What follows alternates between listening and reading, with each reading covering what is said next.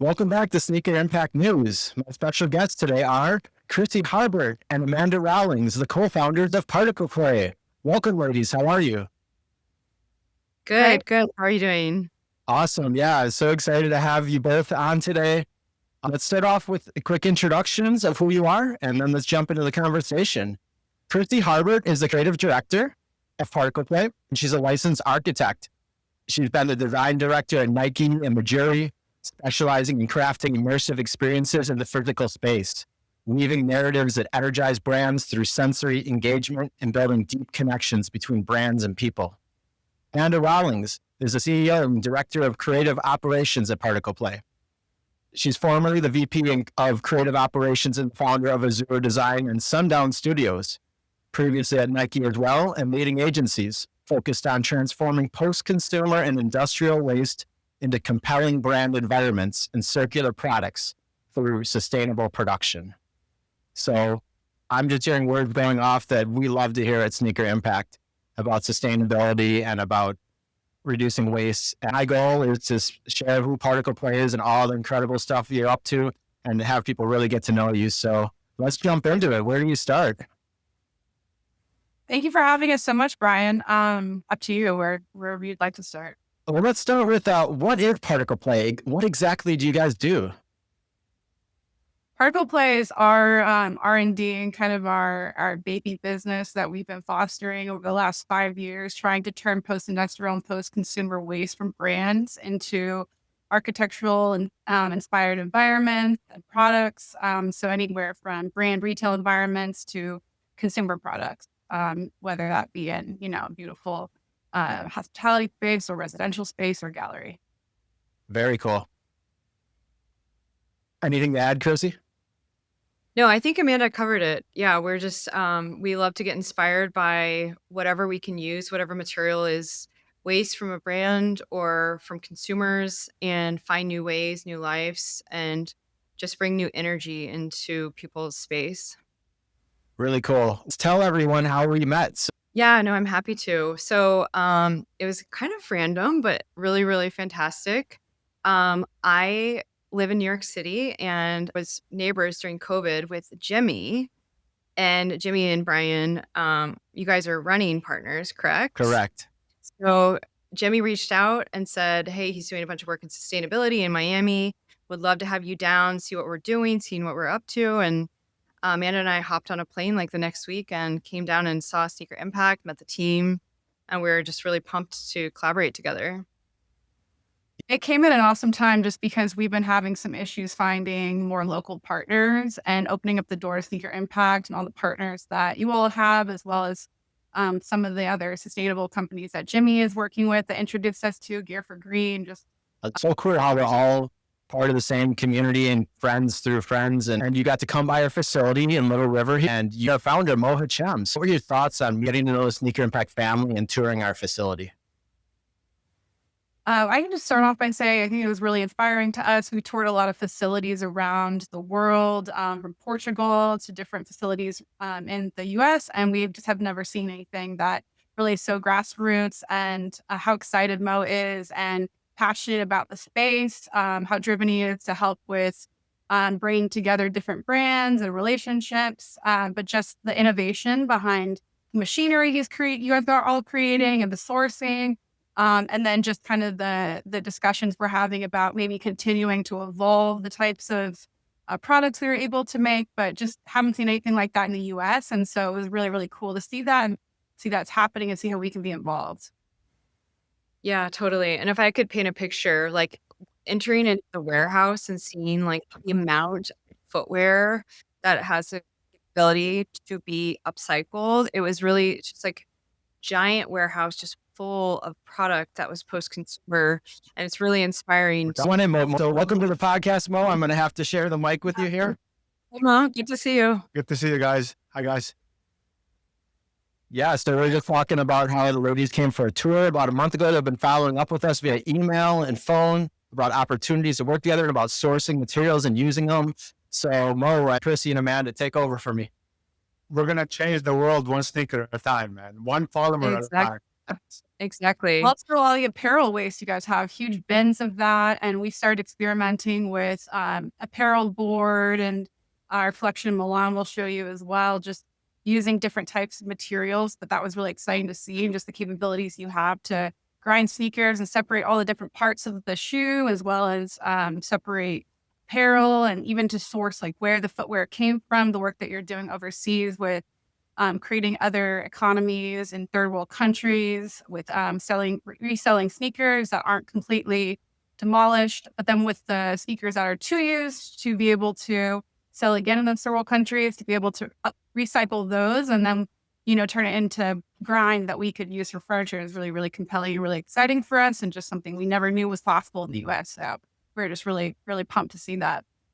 So I think the ultimate goal, we started with the grinding and shredding here of the footwear, separating foam, rubber, plastic, and textile. Now, the biggest challenge we're both going to have, are we able to manufacture here in the States? And this should be the ultimate goal. Manufacturing in the States, and we know there's some cost involved, and we know there's some hurdles. But talking to Amanda yesterday, we've both decided that it's a press machine or just the different machinery for the foam, from the rebound foam, meaning making big blocks and just cutting as we need those foam pieces. Same thing with the rubber. I think the ultimate goal for both of us to have a contractor or doing it ourselves, right? Manufacture the product to our needs here. And if it's in New Jersey, California, Miami, we'll find a spot. But this should be the ultimate goal. But what you guys are doing, integrating art into waste, this is a story to be told.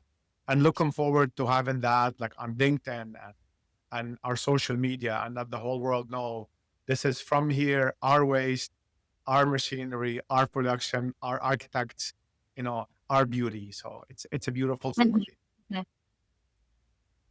Better. Well, guys, sorry to intrude. I just wanted to say hi. And you. really looking forward how we're gonna work together and just change this ecosystem. One polymer, one foam polymer, one rubber polymer at a time. It's gonna be super cool. And the textile, yeah. Yeah. Yes. We're very excited. All right, guys. Thanks for Thanks. filling it out. Good luck, Bryan. We're Yeah, thank you. Wow, what a great, that was unexpected. We didn't plan that. Thank you, Mo. That was that's how cool this, and this is all because of Mo, and Krissy and Amanda that we're able to do this. I'm sharing their story and helping you guys get to know them. So I'm so excited because sustainability is one of my passions. So I think you can hear in all of our voices today. So that was a really cool moment to get the founder of Particle Player, the two founders, the two ladies, and the founder of Sneaker Impact. And I know you guys had a call yesterday and you're up to some cool stuff together. Well, I work in the running world and help, source a lot of the sneakers through, our partnerships with, we're in a couple thousand retail locations nationwide. So that's what I'm helping a lot with in the background. The more the mad scientist of Sneaker Impact, he's always working on the technology and the grinding and the machinery and and also some of the great partnerships we're involved with. So anything you guys want to add before we jump forward in the next section? Yeah, just, to be able to get on the phone with you, Bryan and Mo, this week and work on some projects that we're developing, it just comes at a really cool time because most of our students focus on R&D. I've been able to really with Bryan be able to solve their problems with sustainability just because of issues with some of the domestic manufacturing and just not being as close to home and a little too expensive and out of reach. And so just being able to, get you guys on the phone and ask, well, can we source this certain brand's products? They're interested in seeing that as part of their materials that we're launching at retail. Just connecting all those dots is really, really cool and comes at a really great time for us as we're expanding our business. So thank you guys so much. No, we can tell how serious you guys are and how committed, because we have a lot of visitors and we love everyone. And then it's all about staying in touch. You know what I mean? And we got to keep the conversation going, and we have to circle back every couple of weeks, plus expressing hey, we can work together. Everyone that comes in here, we want to work with everyone, and just connect everyone. And that's what Jimmy did, connected us. So shout out to Jimmy Holmquist. And okay, so let's move forward. Tell us about your journey.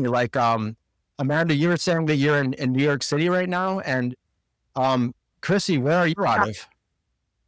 It's the opposite. So I'm sorry. I'm based in New York City. No, it's okay. I'm based in New York. Amanda's got the West Coast covered, based in Newport Beach. Yeah, so I can hop into a bit Yeah, about tell us about like where you guys were born, and then I want to learn more about your journey and how you got evolved into particle play. Yeah, definitely. So I was born in Portland, Oregon. My family is from Oregon, Eugene, and Portland, but I was raised in Omaha, Nebraska. So grew up primarily in Omaha. And then I ended up going to college at the University of Nebraska-Lincoln. I always loved design, so I ended up getting my master's in architecture from UNL. And then I ended up back on the West Coast, working at some architecture firms. I got licensed, and eventually based in Portland, Oregon. I lived in Portland for about six and a half years. I ended up working for Nike. Wow. So yeah, so started as a D2, which is like a low mid designer, worked my way up to design director, and then was moved to New York to start the New York City design studio for Nike, focusing on retail design. And that really, spearheaded a lot of the work and sustainability, the passion, because through all of the work, seeing so much installation, all of these environments being built, but they're also taken down. So there's a lot of waste involved in, retail design and that type of work, installations, activations, pop-ups. These things go up, they come down. And so that really inspired Amanda and I to put our heads together and think like, what's one baby step that we can take to move forward? And then eventually we're going to continue to scale what our ideas are and how we can impact this type of work. Wow. But I'll pass to Very Amanda. cool. Yeah, that's so cool, the evolution. Yeah, Amanda, tell us about where you were born. So I'm from San Clemente, California, in Southern California, by the beach. Grew up at the beach. Always was really passionate about ocean and beaches, and did cleanups and surfing. Was a swimmer, so just really involved in the coast and that life.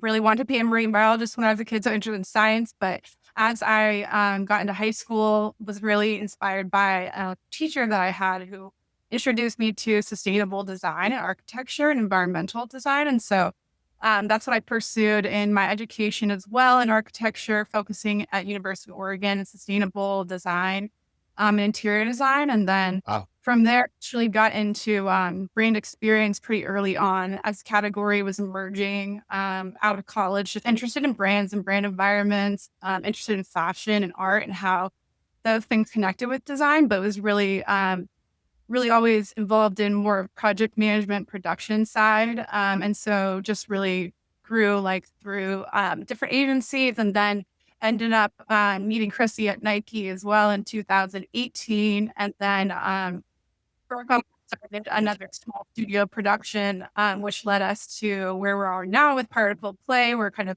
emerging all of our talents and our experience together to bring a studio in-house that focuses on brand experience and environmental retail design, production, events, and activation. But Particle Play is really our passion, our R&D studio, trying to bring sustainability into the other types of works that we do. And so whether a brand is interested or not, it's been cool to start to meld those worlds together in the last year and start to offer our clients other sustainable options and designer production and services. But we met in we started Particle Play type initiative in 2020 during COVID, when we were stuck at home trying to reimagine our spaces, our small environments. We're both in New York City. And so a lot of conversation around, driving change and all the situation of where we're at in the world, but also trying to bring some of the sustainable recycled materials that we're working with in retail into our home environments, and how we can provide certain products for people like us to really inspire and create community and conversation around sustainability while having these artful products. So it's led us to where we are today, with actually trying to pursue more of a conversation with brands, trying to take their post-industrial and post-consumer waste and reimagine that for their retail, for any kind of products they would want to create, like fixtures or furniture in store, and just kind of blend those worlds and offer a solution to brands as well as consumers like ourselves. Very cool. I love how you work with brands and creating that experience for the public, and how you incorporate everything from interior design to art to sustainability. And I'm looking at a couple of the photos you sent me in advance, and I know we're going to have some videos to share too. But I'm looking at this table that you guys created. It's incredible. Do you want to talk at all about that? Yeah, go ahead, Yeah. Chris. Yeah, definitely. I'll put it up right now for the viewers. Great. Yeah, so we initially started working with sneaker, like EVA, EDPM, different types of footwear outsoles. And we did a little bit of work with upholstery, creating furniture, pressing that into board form, and then building furniture. Um, and then so we just continued. We wanted to expand, like let's test some objects. So Milan was kind of an R&D ground for us to look at denim waste. And so that project was really exciting because it's a pressed denim and it's all waste and upcycled scraps. So that's 100% like jeans and jackets and stuff like that. Yeah, mixed with the binding agent. So a binding agent Binding plus agent. denim, Wow. and pressed into a board. And it's really cool because so we showcased this in a design fair in Milan for Design Week. Wow. And it was really cool because people initially thought it was marble, Yeah. from just like It does look, I saw it at Sneaker Impact. It's hard, hard enough that it could be a countertop, and it looks very nice, very, very luxurious. Yeah. Yeah. Very very beautiful. durable. Durable. Exactly. So we, yeah, it was really fun to have conversations. People were really shocked when we said that it was made out of denim. And so it's been a really fun sort of evolution to start to get into new types of materials and really push the boundaries of what we can do and how we can transform waste into art and objects. And I've got a particle piece right here from that you left with us in the samples. Yes, we have coaster line. We have got coasters and placemats, and yeah, we're slowly building up sort of a homewares collection. So cool. So you can make furniture, you can even make building materials, you can obviously make retail settings, you can make many things. And just like we're finding with, and we can work, and your materials you're using well, we'll get into that in a second. I'm getting so excited, I'm getting ahead of myself. Do you want to talk about any brand partnerships in particular and how you've helped and consulted with those brands now that with Particle Play? We just had a meeting yesterday with another brand that is in the California area but has, a U.S. or worldwide presence. Materials like this, where it's recycled polystyrene, even mixing in some of their own footwear waste, is really, really cool. So we presented to them yesterday some samples of recycled materials for different retail kit parts, some mannequin platform displays, different furniture, tables, maybe a point of sale counter, different tabletop type fixtures that we'll be working with them on developing for their retail, but also potentially mixing in their industrial waste. They're demoing 8-11 stores, I believe, this year. So taking some of the recycled fixtures and some of the products that's not going to sell through, where that would just usually be going to, somewhere we don't know of, where they're maybe recycling it, maybe not. We could actually turn it into a new product for their stores. And it's a very compelling story for them and their brand. So they're really, really excited about the products that we're working on. But that was just recent yesterday. And then Krissy, I don't know if you wanted to elaborate on any other projects that we have in the mix. Yeah. Honestly, with every single project that we have, and right now we're doing a lot of work with Nike and Jordan, what we try to do is look at opportunity and constantly just try to push the boundaries. So if there is opportunity in an installation that we're working on to use recycled product or to upcycle waste, we're just constantly trying to be responsible in the work. So for example, if it's not necessarily working with upcycled material, we'll present acrylics that are recycled, or we're trying to make baby steps and push the boundaries of making things more sustainable. And a lot of that actually is about reusing existing elements in the space. So rather than redesign completely, like how can we take a look at what's there and potentially have a mannequin platform rewrapped versus build a new one? So our mindset around design is all encompassing when it comes to sustainability. Um, but we are also trying to pitch like, hey, let's work with your waste. Let's build some new fixtures. Let's build some new materials.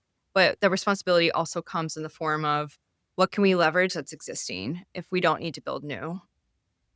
Yeah, that's true. We have to be very mindful, I think is a good word too, of our impact.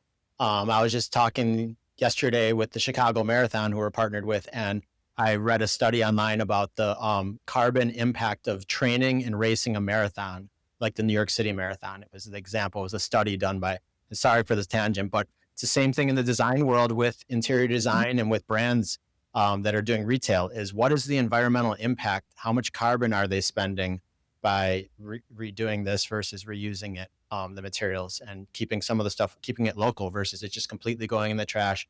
Let's reuse what we can. Let's reimagine it. It doesn't have to, and let's get mindful instead of, think like that's a question I kind of have now is how excited and what type of commitment level are the brands, some of these bigger brands like Nike that have gotten a bad reputation in the past in some respects, in terms of social responsibility. I know the times have changed. Can we chat a little bit about like greenwashing and how this is different and what you feel like Nike and Jordan and some of these other brands are doing now to show their commitment to sustainability, and how has that changed in the last 5 to 10 to 20 years? I guess we can't really speak on the level of the brands because we're not internal anymore, so it's hard to communicate all of those Okay. goals they have. But I will say that, like, in conversations with a lot of our clients and the team that we're working directly with, they are very motivated to make those changes. Whether that comes from a leadership level or not, I can't speak to that, or we can't speak to that. But Fair. I do think, like, our community and the people, brands and the clients that we're working with, one are very interested in sustainable options. I think it comes down to timelines and then like the budget that they have. Sometimes sustainability is actually not it's not one-to-one with the other, types of materials we can source. So it might be a bit more expensive, That's what I was but going I to say. Is think it more expensive and are they in on that? Like, it is more expensive, and that's been a challenge for us, right? okay. Because I think that there's not a really great understanding of locally sourced materials or options within our space in retail, and especially some of these faster turn experiential projects. And so that's another thing we have on our agenda, like, within the next couple of years is to open up some of the technology source designers in sourcing, and trying to build a kind of portal and bridge between what's available, between, locally sourced recycled materials or sustainable materials, or more, just healthier options, versus some other custom, design projects we could take with, recycling and making new products and materials. But it's definitely of interest. I just think that there's still a barrier with the cost and just the understanding that that brands have with what options are available. Yeah. So you really pitch, but you're like, I'm sure I can tell, like pitching right away, sustainability, we got to go sustainable, right? That's how I would be. Yeah, I think we just try to really, like, a lot of the work that we do is also speccing materials and coming up with design, and Krissy leads that charge and is amazing at it. And I think we're just trying to like keep finding ways to bring sustainable options into the designs, whether or not that actually ends up happening with the brands. We're not always responsible for, but we do try to push the conversation. Of course. Awesome. And this could be for Krissy or Amanda, what does sustainable environmental design mean to you? I think we should both answer it because it's interesting. We both have like our unique perspective. Obviously, to me, it's really about finding ways where we can have a more circular economy. Um, from a design lens, what I'm really excited about within like sustainability is this idea of just thinking outside of the box. So, for example, who knew that footwear could be a really cool chair? And to me, that kind of sustainability is just like how can you take what's existing and build new things that don't feel old, that don't feel tired. Like, let's make inspirational elements, furniture. Let's take vintage chair, let's reupholster it in a new material, and let's push the boundaries of what is sustainability. It's not always this idea of like, oh, that's, LEED certified and that's this and that. It's like, no, it can actually be really exciting and fun. Love it. Yeah, and I think that, and we, a lot of the very exciting conversations we've had around showcasing our material is just that conversation Krissy mentioned is like footwear into furniture, denim into a table, like that's really fun and people get really excited about that. So that is a huge angle, I think, and something that we found is really compelling. Around like production and the processes in which we work, I think just also speaking back to what I was iterating on before is that some of the access to materials and knowledge within our community is an issue and just a barrier to access. So finding a material that we would want to source is something that we're going to keep trying to push, is providing access to our design team and other teams that we work with. Where is the best place to source this material? Can we stock this and create some more access? And, within the inhibitions of like the budgets and timeline, start down and provide our own of infrastructure, right? So if we act in LA or New York, we're locally sourced material. We know what the costs are. We know where that's supplied. We start to create this like kind of Rolodex and making the options more sustainable and more easily accessible. So that's kind of something that is top of mind for us as we continue to pursue this work. That's so true. Like when you're sourcing for a project on the West Coast, if you can find the materials on the West Coast, it's superior to the East Coast and much superior to something in another country. That's going to really take a lot of energy to get there. And so that's really cool. What's the creative process like at Particle Play, from meeting the client or the first visit and discussing it with the client, of course, and it's a client collaboration with Particle Play. And then how does the rest of what is that creative process like between you two founders? Curious. Yeah, I can talk a bit about the client. So there's kind of two approaches. One is that we can go and approach a client with an idea. So it might be a brand that does denim and say, hey, we've been experimenting, we've been R&Ding, we've developed this, and here's an idea for fixtures. The other way we work with brands is they approach us with designs and an idea of what they would like. And so an example of that is we get an idea of their inspiration, see what it looks like, how it's applied, and basically we'll work back to refine what are the materials that we're going to use, how can we source their own waste, is that a possibility within their timeline. We're still going to push for recycled content, even if maybe it means that their waste enters the stream, like it lags, like it's a bit later, but we're going to use waste generally to design. So we will work together to create a formulation, get the right colors, get the right mix, and then find the best manufacturing for whatever that fixture or element is. So it's kind of twofold. Either we approach brands like, hey, this is cool, this is interesting, or they reach out to us and say, we know we want this thing. Can you help us make it a reality? Amazing. Anything to add to that, Amanda? I think just around circularity,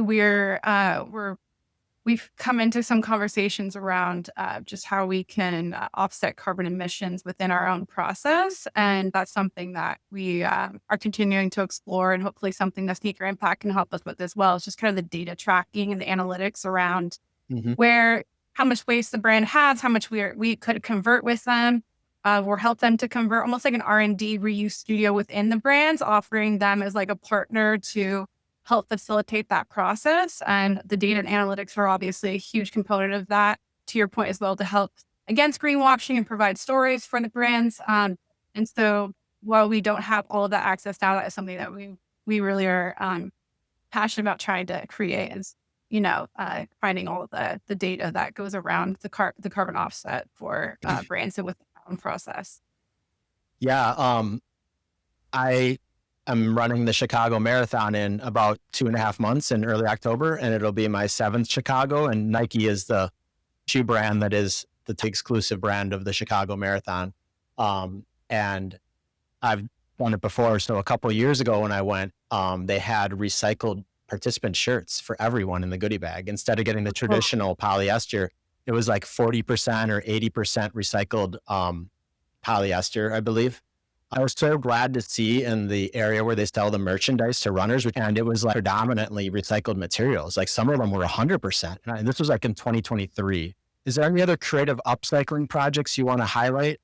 We really would like to have some brand collaborations in the future. I don't know if Krissy want to talk about that at all, but we're really excited about a kids line. And so one of our goals in the next 6 months is to have a working prototype, something that's sellable with a brand collaboration that's a huge museum art gallery. And so just creating a new furniture line, something that could be outdoor, maybe kids, is kind of what we're concepting right now. We'll start soon with our team, but that would be maybe something made of some of the materials that we've been working with, either the denim or the textiles, maybe some of the recycled polystyrenes, or maybe some of the rubbers as well. So Where's Yeah. polystyrene originally from? Is that styrofoam? it's kind of like a central board. A lot of it is used in retail for big signage and displays. Sometimes it's a lot of graphic substrate, but it is Oh, like a soft plastic, so it's easy to bend, but also can be structural. So so it's like the have facade they use on the walls or for like displays in the retail setting? yeah. Okay. Mhm. So it's like a board, almost like but not like lumber, more like a plastic based. Yep, So you guys exactly. take that material and it's getting grinded, of course, and Mhm. separated, similar to what we're doing at Sneaker Impact. Yep, exactly. Very cool. I love the visual, the particle play too, the name, and then the things you're making. You can see the particles of the materials, which would be called like it's post-consumer. You're using pretty much post-consumer in your projects. Some of your A lot of clients, post, yeah, yeah, a mix of post-industrial with consumer that's amazing. waste. Because, there's that conversation too in the recycling world when you see recycling stuff in the retail space, whether it's being sold or whether it's just a material being used in construction, was it recycled, waste from the original manufacturing process? Would that be pre-consumer versus a post-consumer, like a pair of jeans that have been worn for 5 to 10 years, or a pair of shoes that have been worn for a couple of years, right? So that both are great use of materials. Is there anything you guys want to say on that, on pre versus post, and what you guys use?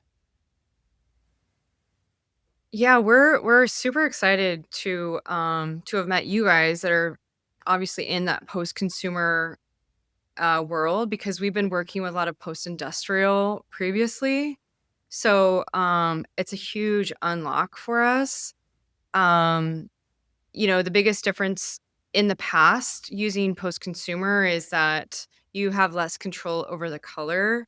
But with some of the innovation that you guys are pushing and that you guys hold, that's no longer an issue. The materials are separated, the color is separated. And so we see it as a huge opportunity to not really be constrained of when we use post-consumer, because now it's like it doesn't matter if it's post-consumer or post-industrial, but obviously we want to find local partners. And yeah, you guys really provide that opportunity. So we're excited to dig more into the post-consumer, although we've not done as much with it due to the color sort of. How did you achieve that amazing blue turquoise color of that table you made? Yeah, that would just be the denim. Like that's the color of the product. Wow. So because the table is, I don't know if it's the lacquer. I mean, it is stunning, and we showed that earlier. And yeah, you guys can do a lot. You have a lot of different swatches of like different color combinations, and yeah, at Sneaker Impact we have some cool machines that do optical sorting based on color with air separation and infrared. I believe, is it like near infrared technology? Yeah, it's really cool. That's Mosin for you guys. I love that like everyone's got their own specialty and their own passion. So Exactly. that's a good segue. What are your other passions outside of the creative design world? We start with Amanda. Yeah, actually, I'm inspired by you, Bryan, because I want to get back into triathlons. But that's been a hobby of mine the past years. Just sometimes based on how busy we are, it's difficult to pursue all the time. No Cool. excuses. But around the footwear space as well, just tying all the work we do in together. It's really fun to be part of that community. And then just like boating, we both love sailing, being on the water. We're both Ooh. divers. We love traveling. Wow. I love cooking food, but art as well. And, Krissy is a big art purchaser, see the art here, but yeah, I'll let you go ahead, Krissy. yeah, we have a lot of similar interests. Love scuba diving and being outside. As Amanda said, when Amanda and I are together, you can always find us on a boat. So if anybody ever wants to meet up, let's meet I on a love boat. boats. Hey, we got the Florida Keys. Next time you come through, I'm going to Key Exactly. West in a couple weekends to DJ. So Oh, wow. we could That's go, I'll awesome. go on. I got a stand-up paddleboard, but I've always wanted to rent a boat down here. I've never done it yet, but I live in the land of boats too. So next visit Do to it. We'll Miami, join let's go you. out on the water. Yeah, I love sailboats Yeah. too. I've never dived yet. I've snorkeled and stand-up paddleboard, but I haven't done. Oh, man. I want to get certified. It's a goal of mine. That's so Yeah, cool. do it. You guys are water Like, girls outside.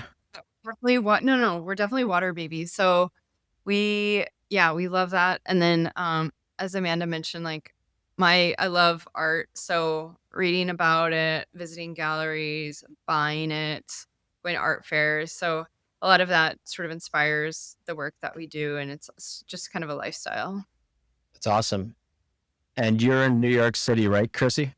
Right now? Yeah, exactly. Awesome. And we have Amanda out on the West Coast. So you guys got both coasts covered, and you can fly to work together whenever you need to. But you're doing a lot of stuff remotely, I'm sure, right? Yeah.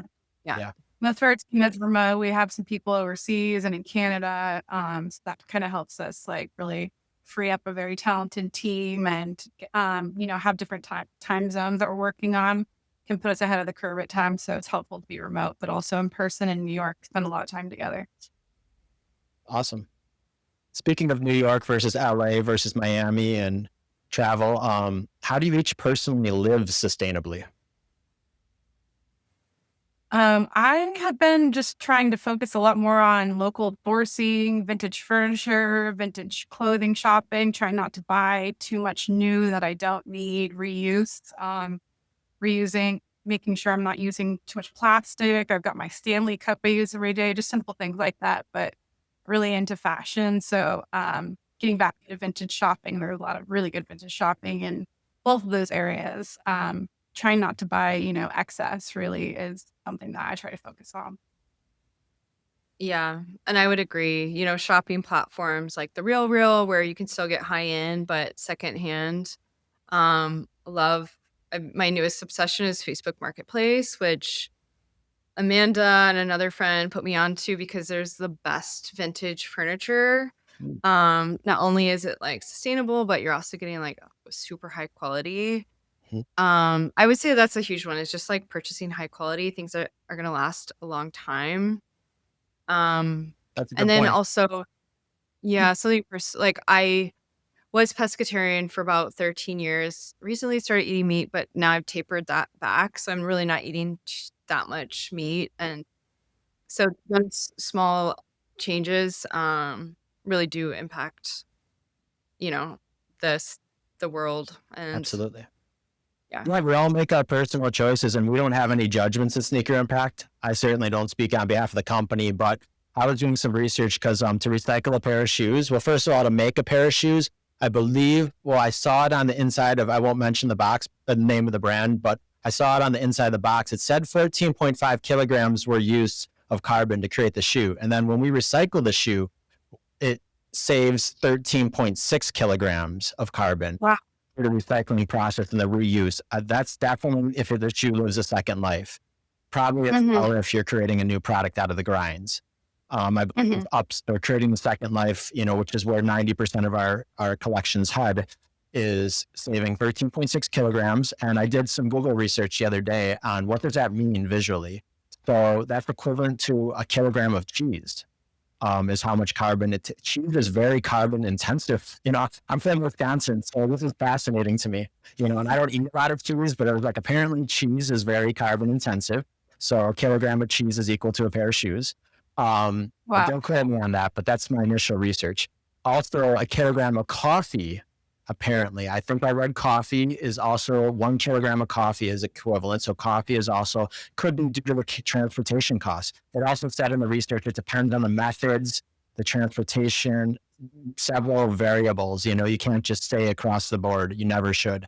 But it also said, like I was looking at how much of transatlantic flight again, because like the study, again, going back to the marathon and training, and you'll appreciate this, Amanda, because of your training, you love triathlons, is you probably both will, is that the study showed that this person consumed, I believe they were based in Europe, and they flew to New York City to do the marathon, through their training, the cost of the gear, the shoes, the travel, it was 3.4 tons of carbon. So what we do choose, and it actually part of the study was what are they eating race weekend when they travel to New York City? Like, are they vegetarian or are they eating steak? Because steak is more carbon intensive. But if you want to have a steak, hey, that's the choice you're making. So just, as long as you're aware, we all make choices, whether it's where we buy our clothing, our furniture. Are we buying to reuse it or are we buying it brand new? The best practice is definitely reusing and high quality vintage stuff, I grew up in the 80s and I remember the Amish in Wisconsin, where I lived for 30 years, and, they're legendary for, making stuff sustainably, furniture, and supporting local. So I was raised on an organic farm. These are the choices we make, and I'm not vegetarian, so I'll be honest about that. But I don't buy a lot of shoes. I try to recycle and use shoes, and I'm donating them to Sneaker Impact, of course, all my training shoes, and the average runner uses 6 to 8 pairs of shoes a year. So there's just, a lot of consumer, demand for products. And it's exciting to see companies like brands like Particle Play now working with huge brands like Jordan and Nike to, and other brands that you guys have personally told me about, projects so I'm really excited to see that. We talked about how you live sustainably. So my next question, if you want to move forward, would be, what does the future hold for Particle Play? Where do you guys see yourselves in the next 5 to 10 years? We want to have a creative community. So we want to foster community around design and sustainability. We would love to have a technology platform, like you mentioned, that unites designers with local options and price points, manufacturers, fabricators who all can sort of channel a similar mission. And then with our own team, we're growing our own team. So we're about just under 10 now, but we hope to grow our own studio and just kind of bring our team who's working on a lot of the retail projects into a lot of the R&D, sustainable, research that we're doing just with different types of particulates and different types of eco-binding agents. So we're starting in the next month just to also do a research project with Krissy's University, UNL, to help with the conversation around making board material out of cedar wood chips. Oh, I love that. I used to be a forester and I worked with trees, so I love to hear that you're working with wood. That's so cool. Because I know plastics and denims and foams have been a big. We didn't really get into the materials, did we?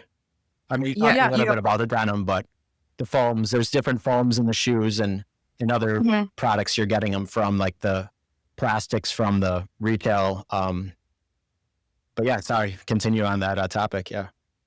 No, I was just gonna say in the spirit of what we're doing is like taking what people are gonna throw away. And so the cedar project is about when a trunk of a tree is used, it's, primarily if you have a diagram of a tree, you sort of have the perfect, rectilinear or square What's piece milled? that Yeah, they put it through a or mill. Yeah, yeah. so what we're looking at is like, what about all that waste? What about the twigs? So that's now our And the challenge. scraps. How can we take that, Yeah. take all the scraps and continue to use that in a way that Wow. is still developing, Yeah. like it's, becoming a new product for, grinding down all the different parts of that material and then exploring like if we can use mycelium as binding, if we Ooh, can use nice. eco-res alternatives, different types of starches that are like adhesive. We're really passionate about mycelium and different types of natural ingredients as well. Ooh, And so that's been really fun yeah. for us to Reishi into. and yeah, I studied mushroom science as well in my botany days, and I'm the co-founder of Miami Mushroom Fest. So let's continue the conversation about mycelium because I have some friends that are growers of lion's mane and stuff and locally, and I would love to see reishi and all these other things used in design work. That's really interesting to me because the wood even took me in a new angle. Like I forgot that, a lot of furniture is made out of wood. Where's that wood coming from? How can we Mhm. reuse wood locally, and that helps with the lumber, with the forestry process. It makes it more sustainable. Otherwise, it could go into just some waste product that, I don't know what they use it for. Otherwise, I know some rivers can get polluted if they don't have good, processes because a lot of the mills are set up on rivers. But that's so cool that you're using wood. Um, I have a question that is a surprise question. What is the question that I am not asking you that I should be asking you? If you were interviewing yourself through me, what question did I forget to ask you that you think people would love to know about you both through particle play? Like, how did you get here? What's been your biggest challenge?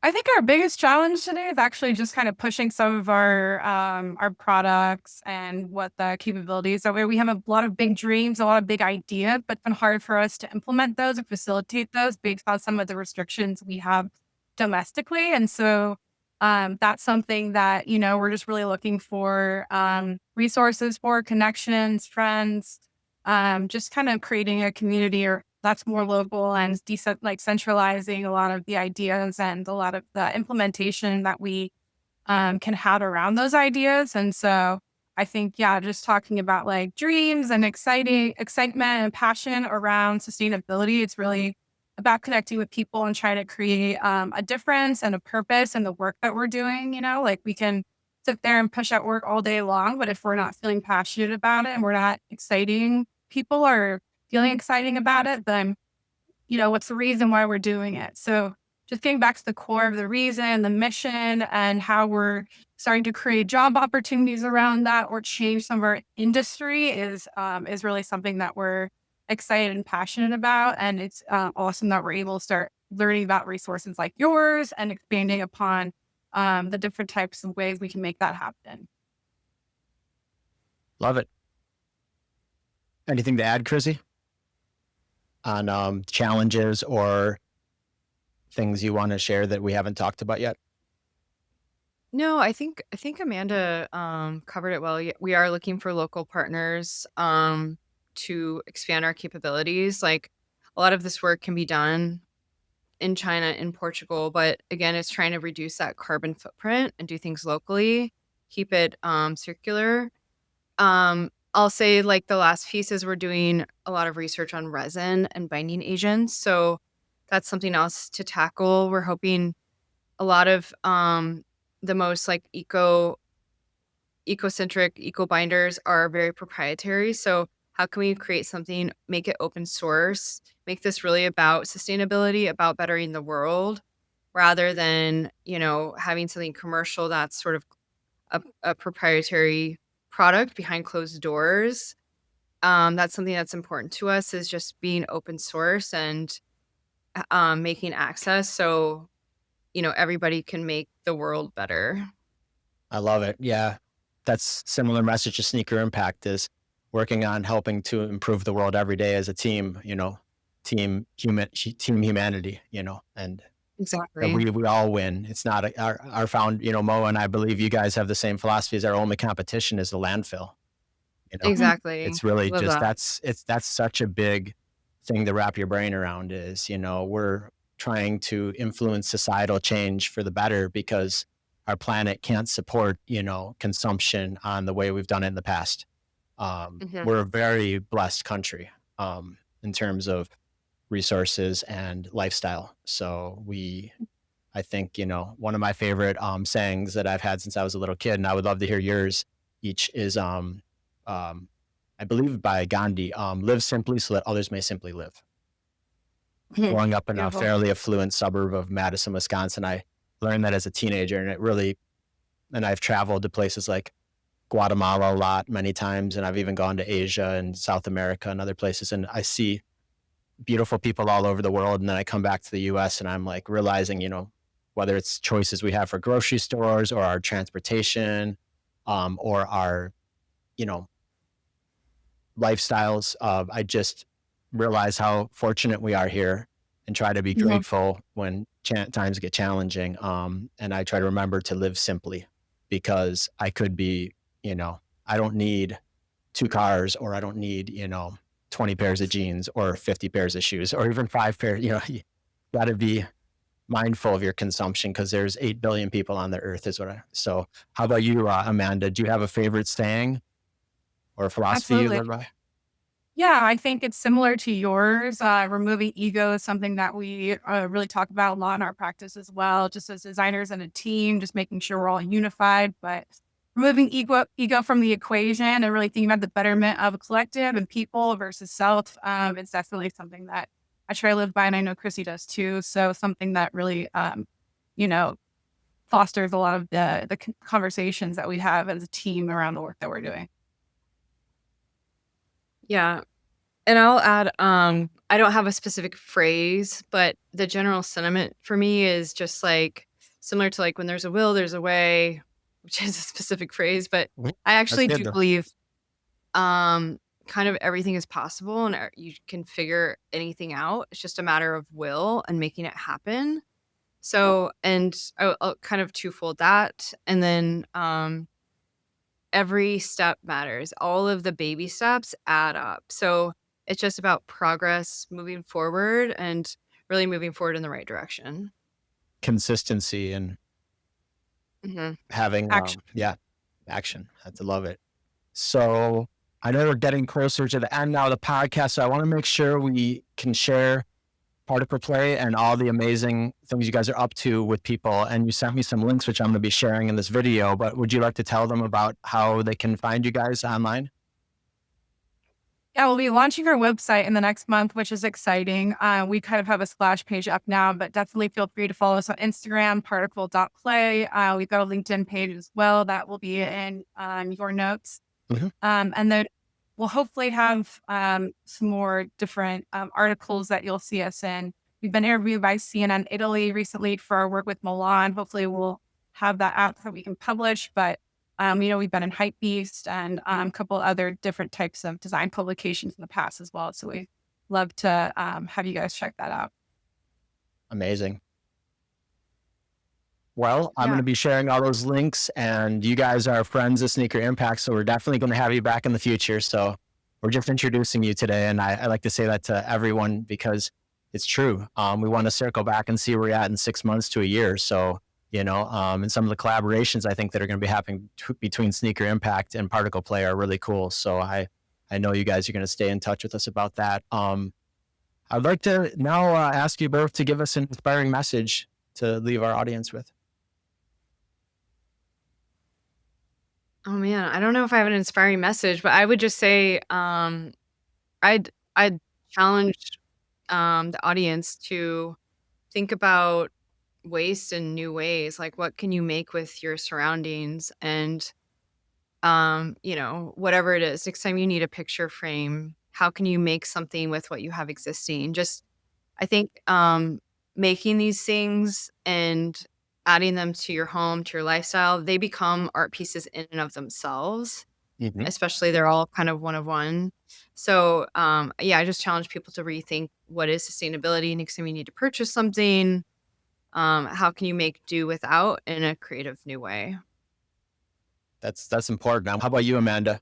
Definitely echoing Krissy's sentiment, but also in the spirit of just volunteer and helpfulness. Something that's really near and dear to our hearts, certain types of nonprofit work and volunteering. So even as a studio, we talked about reinvesting in time and energy and allowing, space for our team to get involved with like Habitat for Humanity, helping building a house for somebody, giving back. So like you said, we are so fortunate.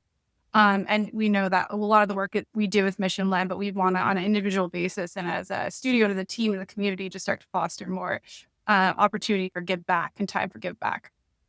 That's amazing. Yeah, so important as a brand to give back with the skills you have and the experience. You Habitat for Humanity. That's a really cool idea. I love that. This is so cool. It's so great to have two co-founders here sharing this lovely space so equally and passionately and mindfully. So it's been amazing this last hour getting to know you, and we'll be in touch and learning more about what you guys are up to through. So thank you again for joining us, ladies. Yeah, no, thank you so much for the time and the opportunity to be part of your channel. So we'll definitely be keeping in touch and excited to be part of your space with Sneaker Impact.